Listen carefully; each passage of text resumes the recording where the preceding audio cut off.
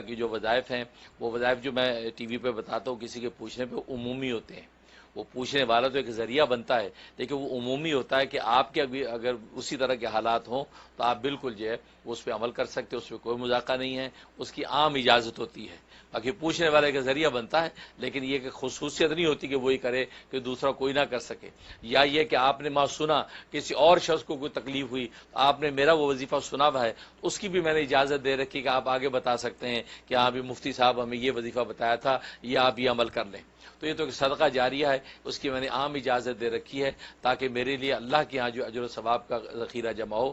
باقی جو ہے وہ 2 وقت کی روٹی اللہ نے انتظام کر. قرآن کریم کی تلاوت جو ہے ناغے کے دنوں میں منع ہوتی ہے، لیکن باقی جو ہے ذکر و اذکار، اللہ کے اسماء کا ذکر، دروشی وغیرہ وہ ناغے کے دنوں میں بالکل پڑھ سکتی ہیں.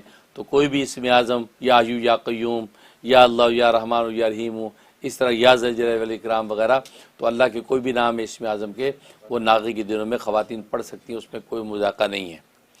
اور حضرت جی آپ کے تعریف میں تو بس یہی اتنا بولیں گے حضرت جی کہ آپ کے بنا ادھورے ہیں حضرت جی. حضرت جی میرا سوال یہ ہے حضرت جی کہ دل میں تکبر، گھمنڈ، جو کبر ہے حضرت جی، تو اس سے ایک دم پاک ہو جائے حضرت جی، اس کے لیے بتا دیجئے.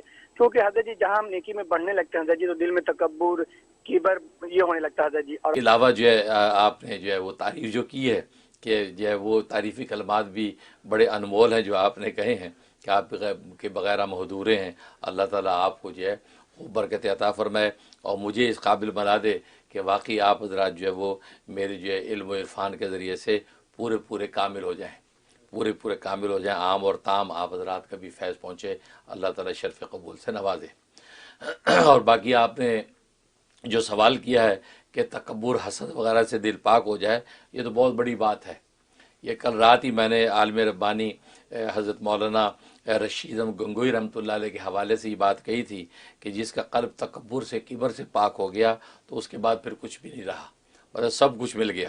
کیونکہ کبر ہی وہ بنیاد ہے جو کسی نہ کسی درجے میں انسان کے قلب میں رہتی ہے، تو اس وجہ سے انسان ترقی نہیں کر سکتا، آگے نہیں بڑھ سکتا. کیونکہ من تواضع للہ رفعہ اللہ، کہ جو اللہ کے لیے جھکتا ہے اللہ تبارک و تعالی اسی کو بلندیاں عطا فرماتے ہیں. باقی اب اس سے چھٹکارا کیسے ہوگا، تو وہ بات وہی ہے جیسے امام غزالی رحمۃ اللہ علیہ فرماتے ہیں کہ انسان اپنی جو ہے ابتدا اور انتہا کو سوچے. ابتدا کو سوچے کہ میری ابتدا کیسی ہوئی ہے، میں بنا کس سے ہوں، میرا بنے گا کیا، اور میں درمیان میں بنا کیا رہا ہوں. یہ 3 مرحلے ہیں.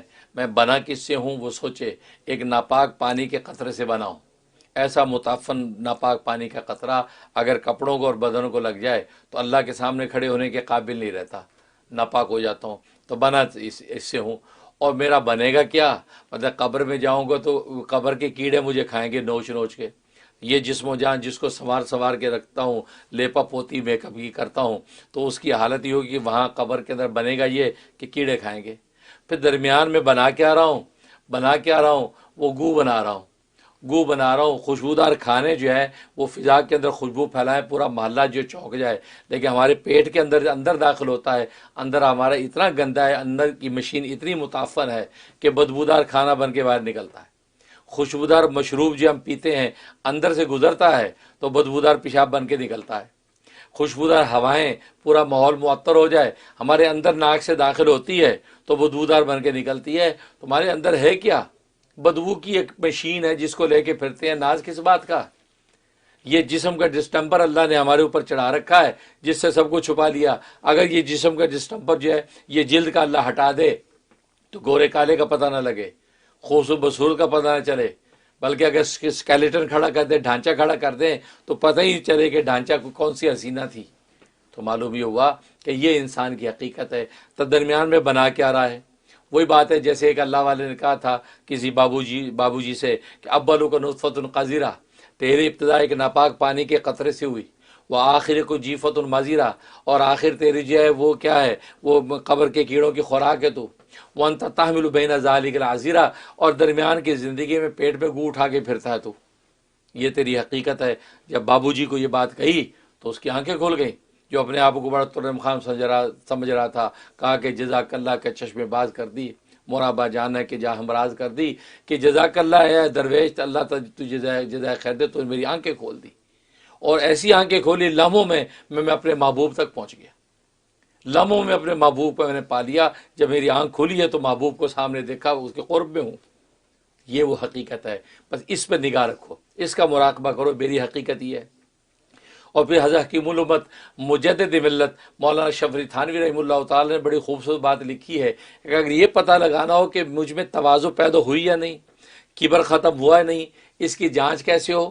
ایک تو یہ کہ پیر و مرشد ہے، اس سے آپ جو ساری تربیت لے رہے ہیں، ایک یہ کہ آپ خود اپنا بھی ٹیسٹ لینا چاہتے ہیں، تو فرمایا کہ اپنے گھر سے جب نکلیں، گھر سے نکلتے ہی دہلیز سے نکل کے سامنے جو نگاہ ڈالیں، جس چیز پہ آپ کی نظر پڑے آپ اس کو دیکھ کر اپنے آپ کو اس سے کمتر سمجھیں، تو سمجھ لیں کہ تواضع کی رحمت آپ کو ملنے لگی ہے، تواضع کی دولت آپ کے قلب میں اترنے لگی ہے۔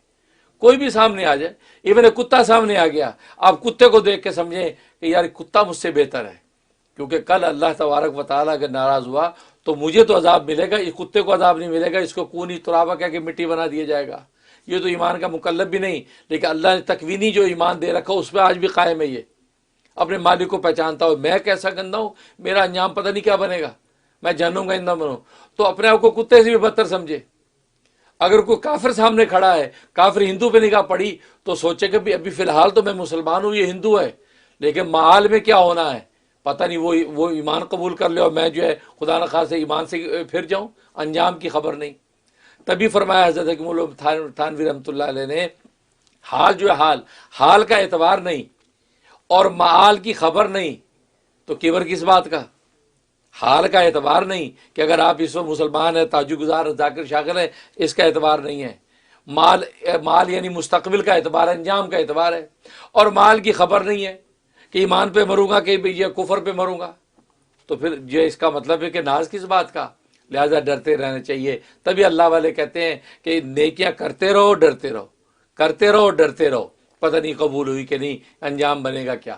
بس تو یہ تصورات آپ باندھیں، گھر سے نکلتے دیکھیں جس پہ نگاہ پڑی ہے، تو بس اگر درخت پہ نگاہ پڑ گئی تو سوچے یہ درخت جو ہے، جیسے ابوبکر صدیق رضی اللہ تعالیٰ عنہ ایک درخت کو دیکھ کے کہتے کاش میں یہ درخت ہوتا جس کو کاٹ کے لکڑیاں بنا کے جلا دیا جاتا، آگ میں جھونک دیا جاتا، اس کی زندگی ختم، کوئی پوچھ نہیں ہے، لیکن میں تو انسان ہوں، پتہ نہیں کل میرے ساتھ کیا بنے گا۔ تو درخت کو دیکھ کر وہ رشک کر رہے کہ کاش میں درخت ہوتا، کاش میں یہ بلبل پرندہ ہوتا، کاش۔ تو کہنے کا مقصد یہ ہے کہ بس یہ تصور باندھیں، انشاءاللہ یہ کبر کے مرض سے آپ کی جان چھوٹ جائے گی، اور جہاں کبر ختم ہوا وہیں پہ اللہ تبارک و تعالیٰ بلندیاں نصیب فرما دیتے ہیں۔ اللہ تعالیٰ عمل کی توفیق عطا فرمائے۔ بہت شکریہ۔